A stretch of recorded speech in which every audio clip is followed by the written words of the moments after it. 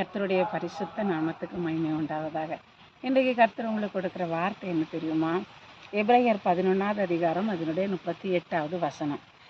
விசுவாசத்தினாலே நீதிமான் பிழைப்பான். எனக்கு அன்பான என்னுடைய பிள்ளைகளை, விசுவாசம் ஒரு மனுஷனை பிழைக்க செய்கிறது கர்த்தருடைய மேலே வச்சிருக்கிற விசுவாசம்.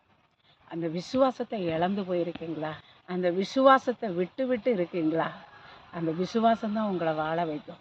அந்த விசுவாசம் உங்களை வழி நடத்தும். பாருங்க, ஆபிரகாம் விசுவாசத்தின் தகப்பனாக எண்ணப்பட்டார். ஒன்றுமே இல்லாத நிலைமையில கூட கர்த்தர் சொல்றார், நீ எல்லாவற்றையும் விட்டு விட்டு நான் காண்பிக்கிற தேசத்துக்கு நீ போங்கிறார்.